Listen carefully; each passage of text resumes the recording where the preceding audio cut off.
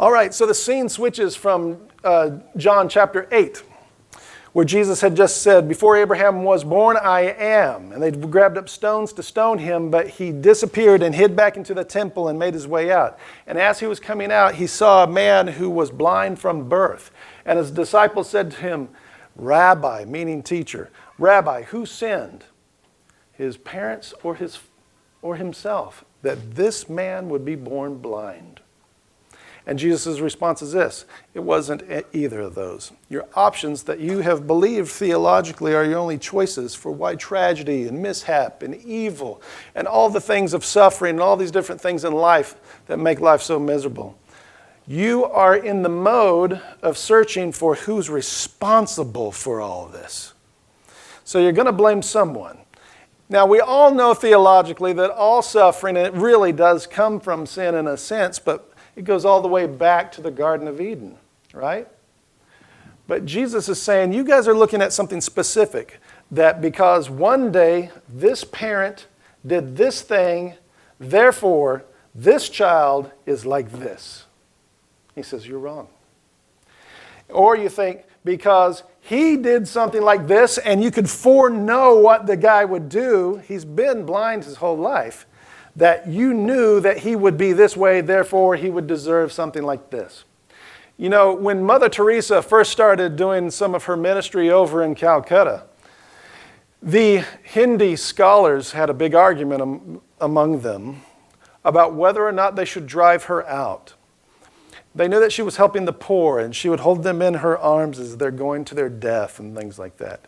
And so the scholars stepped in from the Hindi scholars in the Hindu religion, and they were very concerned that she is screwing up their karma. She is stepping in the middle of their suffering and their misery, and she's throwing it off. Because as you know, not the Hollywood version of karma that Oprah talks about, where somehow karma is this good thing. It's just kind of a subtle source of justice. Oh, karma, karma. No. In true Hinduism, where karma comes from, your life right now is the hell of punishment that you're receiving for what you did as a low-down dirty dog in your previous life. And the better you become, you will evolve out somehow spiritually until you spin out. And guess what? Your ultimate reward is when you finally somehow are brought back as like a bug or something, and you finally please the impersonal nothing. Somehow you did your ant life right. What is your reward? What is your heaven? Because to come back is your hell. Your reward is great. You extinguish into nothingness. So those are your choices. You're doing a living hell or nothing. Isn't that just a living hell in the end? Isn't that all you ever got? And so this type of thinking doesn't exist just in some of the ancient Judaism and some of the different religions. But also I want to present it this way to you, just in your life. Let's take it out of the realm of religion and theology. Don't look for blame for every single thing. Okay? Because it becomes futile.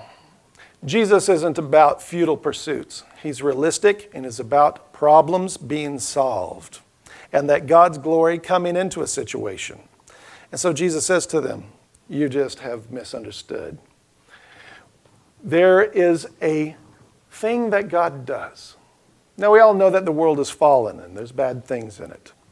Today there will be horrible things happen in the world. Deeply, brutal, grueling, horrible things. How do we explain these things? Well, Jesus is obviously the exact same God that talked to Job back in the Old Testament. Because it was why? I want to know why. And then God shows up and he says all this stuff and he never said why. But he solved his problem. And the whole time your mind wants to find out who's to blame. Is it God? Is it me? Is it my friends? Did my children sin? Job was all the time doing sacrifices for his children just in case they sinned. And he didn't know it. He was obsessed with this. But God shows up on the scene and he just reveals himself in his glory to Job. And that itself, the revelation of his arrival, is the healing that takes place with Job. And he sets Job straight and he sets the three punk straight who were harassing Job. And in the end, Job recovers. But it was all from having just the presence of God arrive. God gave him what he needed, but not what he was asking for. Jesus is the exact same way. He says this. He says, the reason this happened was so that the power and the glory of God could wind up getting revealed in this situation. That is not what you hear from the wise men about why there's evil and suffering. The reason is because we don't have faith. We don't have hope.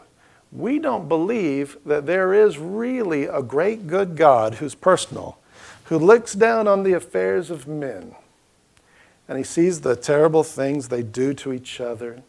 He sees the suffering that just wreaks havoc over the world. He sees what they have brought upon themselves back from the time of Adam. And so when Jesus shows up, he doesn't look to blame, was it the parent? Was it the guy? He shows up to solve the problem. And so Jesus says what we are here to do, and he's teaching his disciples, we're here to take care of the Father's business. What we do, and I want all of y'all to remember this. All of you, unless you're super young, you have probably experienced some pretty intense misery where life kicked you in the face really hard. I have. Maybe you guys are just great. But I've had my face kicked in. Matter of fact, one of the biggest face kickings I ever had was at a church I was pastoring once. That's okay. Trust me, if anyone has an excuse to never go to church again, you know who it is? It's the guy up here, because he's been kicked in the face plenty of times at a church. But he's the guy who keeps having to show up. So what happens here is that you need to understand to be like Jesus is what you do, and what he's teaching his disciples. He says this. Remember what he says here, where he says, we are to do the works of him who sent me while it is still day. Night is coming when no man can work. This is what he means. To get your head right, you got to look on the time frame. What is the time frame? The time frame is that the time is short. You don't know how short it is, but you live in terms of the time to be able to do the works of God in this world are limited. There must be a pressure, a good pressure, a positive push, that driving of the Holy Spirit that is saying, time is short, I don't know when. He'll come like a thief in the night. I've got to get things right now. I've got to work the works of God in the face of evil everywhere I go. This is how I'd say this to you guys to make this real easy to grasp. Whatever tragedy that you are faced with, whatever evil you're faced with, whatever heartbreak you're faced with, don't look for the meaningless philosophic answer behind it. What you need to look for is how you can do the works of God in that scenario to bring about the glory of God in this situation. In this situation, a man becomes healed, and we'll talk about that. But how do you apply it to every single thing? Because sometimes people aren't healed. I absolutely believe that there are times when they are. Let me say that again. I believe there are times when people are absolutely healed. Okay?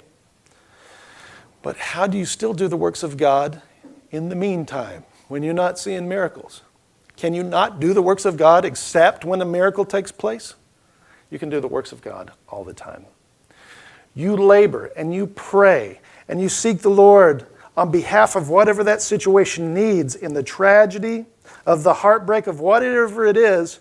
Who am I to this situation? I've got to bring the gospel of Jesus Christ to bear upon this situation. And that way, as the clock is ticking and the day is coming down, and the day is coming down for all of us, and the night is coming when you can no longer work, you have a short amount of time, and you can lay your head to rest knowing that you sought the Lord's will in the particular scenario. Because I'm telling you, from the time that you were born, you were facing a heartbreak scenario. Do you realize that? There are people, I don't know, maybe if someone's rich enough, maybe they're a little bit deluded by the fact. But the time that doctor spanked your bottom, you were in the heartbreak zone. Until you get this across to yourself, you will never grow up in the Lord. Never. And sad to say, I know that there are television preachers out there right now who are disarming people from being mentally prepared to face the ugly face of this world. They are painting a bizarre scenario in which God is going to be your car hop and bring your coney to your door at your car. And is that what's really going to happen when they walk out into the world on Monday? Or is it this, that you're going to walk out in the world on Monday and the boss is going to stink on you, the wife is going to stink on you, the kids are going to stink on you, everything's going to drop like a load of bricks on you all day. You're going to have pressure on you that you can't even describe to those who are closest to you. And that preacher on TV is telling you that none of this is even hardly real, and it's just that you got a lack of faith. They're liars. This is a real guy who can't see. A real guy who cannot see. And sometimes it doesn't turn out that it's a healing. But the power of God can be revealed in every scenario. Well, and this is what Jesus does. So he informed them where they were missing it. He said, get your mind right. You set your mind to do the works of God in the face of heartbreak. The bloody face of the world. And you know who should be the best at this? You.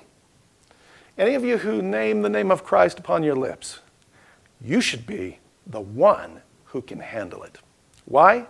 Because Jesus Christ, in case you forgot, faced an actual Roman crucifixion that was brutal and more heinous than anything you're going to probably come across in your lifetime. And he came back from it.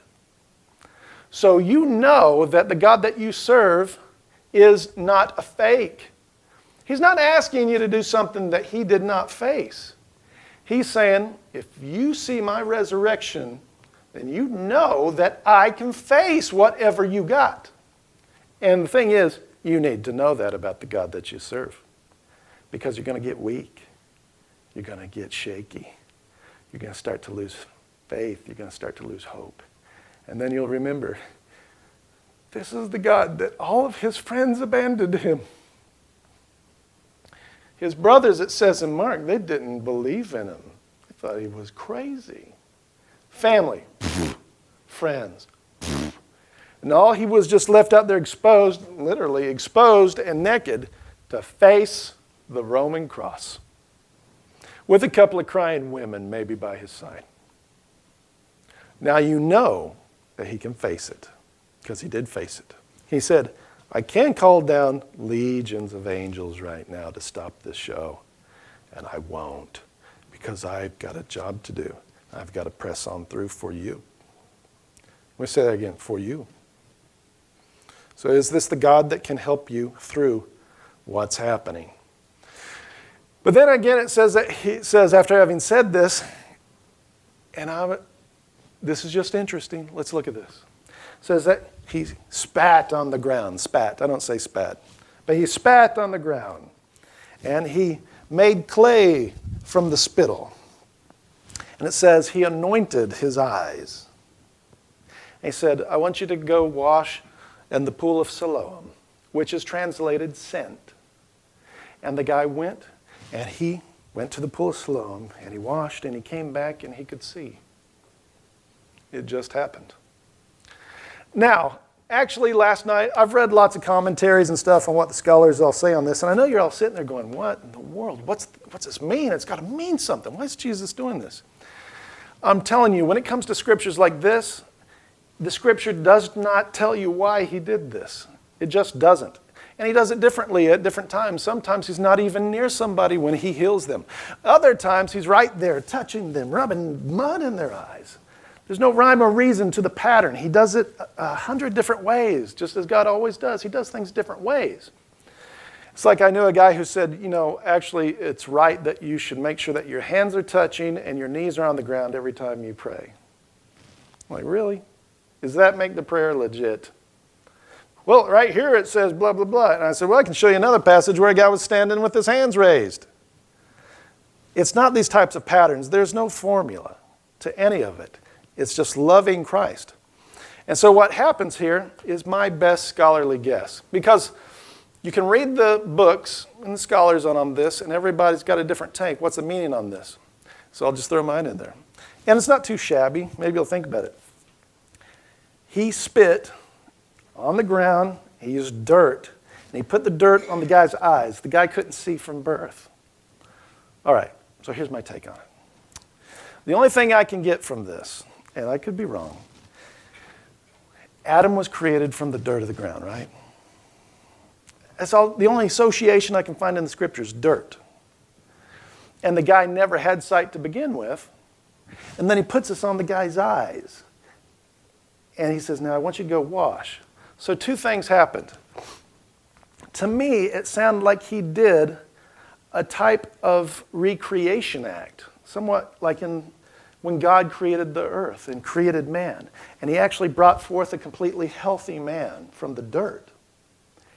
And Jesus, if you read back, and you got to read back in your scriptures to understand the context, Jesus just came out of John chapter 8, where he spent the whole time basically explaining to them that he is God. You know, before Abraham was born, I am. Present tense, right? Present tense, but before Abraham doesn't make sense unless you live outside time. And they picked up stones, and we said, I am. He said, Ago me, which is the same statement that was said to Moses at the burning bush, which was him saying, I'm Yahweh. So they knew he was claiming to be God. Now Jesus suddenly does what looks like an act of creation. So he's driving home who he is. He just walked out of the temple. And as he's walking out, as there is, people are often attracted to the religious scenarios whenever they're beggars. And so what happens is, because they know that charity is commanded by God, right? We forget that, right? Charity is commanded by God. And so what happens here, he's out there and Jesus notices him, and coming right off of that scenario in there, he stops, and I believe that he does a type of act of creation. I don't know if he created eyes for the guy. I don't know what he did, but somehow they did not work, and he made them new. But it's got to go further than that, because the guy's eyes weren't made new until what? He was obedient. He did what he said. The word, he was obedient to it. So in a weird way, the power of God is there, but the functionality is within relationship, where the guy has to go. The guy at some point believed that something was going to happen to his eyes. He believed that something was going to happen to his eyes. That's what I think. And he stood up and he went over there, because let's put it this way, if it was just that, oh my goodness, this nut just put mud all over my face, he wouldn't specifically go to the pool of Siloam to get it washed. He'd just turn to someone who's got some water somewhere around there. But he specifically went to the place where Jesus said. So there was some type of faith where he said, there's something about the word of this guy that I simply believe. I just simply believe what he's saying. And I'm not sure what the end result is here, but somehow I've got to move according to his word. And he goes there, and he washes, and he comes back, he can see. And it says this, it says, and his neighbors who had seen them, the neighbors there, and therefore all those who had seen him as a beggar, they saw him and they were wondering, is this not the one who was sitting and begging? A change of life. They cannot see him the same way anymore, but they want to see him the same way. And so there becomes a conflict where some people are going, no, this isn't him. And the other ones go, oh no, it's him, but he only looks like him. The others were like, yeah, that's him. And then finally, the entire time while they're arguing, they're ignoring his testimony, where it says right there in your scriptures, he kept saying, it's me.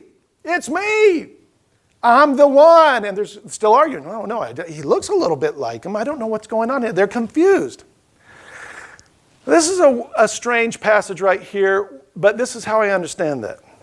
This man has changed in a dramatic way, right? It could be dramatic in terms of salvation. It can be dramatic in terms of a healing or a change of personality. God can change your personality and things like this.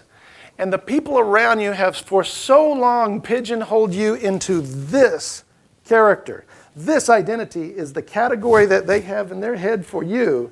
They can't, in their mind, have a new category for you. I knew a guy who was the black sheep of his family. And the whole family had spent so many years, and it was a family that was all in ministry, but not him. He was the black sheep of the family. And he was into Hinduism and all these different things and mysticism. And he believed after a while. I remember I killed a spider in front of him one time. He got mad at me because he was getting into the, animals and stuff are like, Hindu belief and stuff like that. Like, don't kill cows because they might be you, next life or something. But anyway, the guy finally came to the Lord. And his whole family was rejoicing.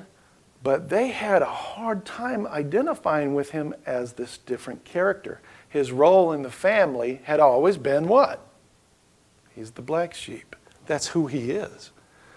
And then there was a little bit of tension in the whole family between him and all the members of the family because now he reads the Bible for himself. He doesn't always believe what his sister says about the scriptures. He has his own interpretation.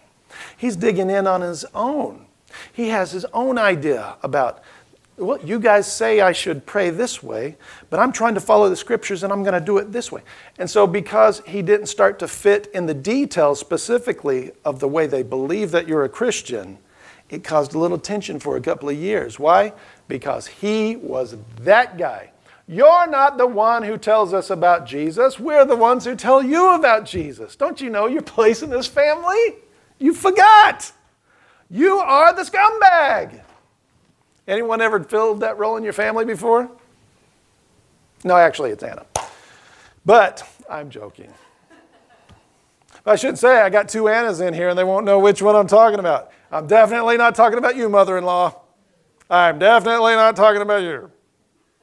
Okay. If it's ever bad, it's about her, okay?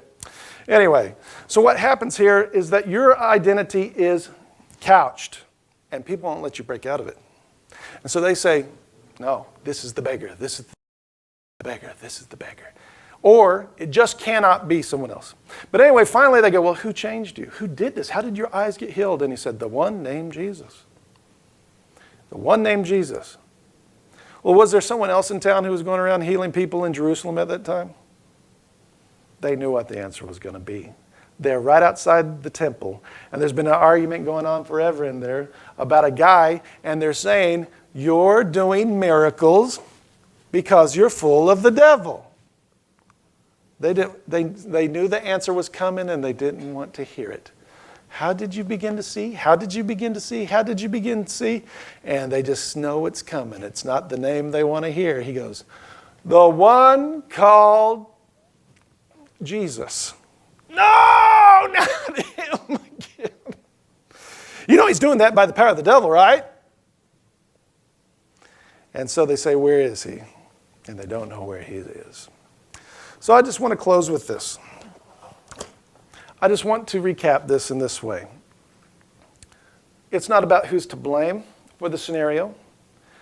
Who are we going to pin the tail on the donkey in terms of suffering or tragedy? Who's to blame? Who's the blame?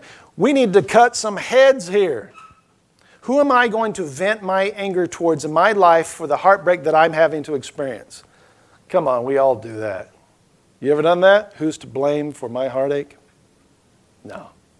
Jesus says, I want all of y'all to understand this. The time, which is daytime, and he said this, let me clarify this, because I skipped this verse. And it's good that I skipped it in a way, because now I can bring it all home. Jesus, right after he said that we got to work during the day to do the works of him who sent me, night is coming when no man can work. You know what he said right after that? He said, I am the light of the world while I am in it. It's time to move inside the light of Christ. Whatever scenario you're in, which is heartbreak, which if you don't have it now, you'll have it in about 3 days probably. You've got to have your mind set towards pressing in to put the glory of God and to draw the good from the evil that's involved in this situation. Or you'll just go through evil and heartbreak and suffering anyways and never have anything good come from it. You can face it one way or the other. I'm just being logical with you here. You're going to face, until the day you're in the grave, you're going to face heartbreak and suffering. Are you going to go all the way to that day where nightfall finally comes and you never moved in the works and the glory of God in any of the face of the heartbreak? This is what we need in this world. We need some people to be like Jesus who will stare down the horror of this world and stand up and apply Christ. And then people will go, those Christians have something they can tell us. We can learn from them. Let those Christians become our rabbis. Let's go to the Lord in prayer. Let's all stand.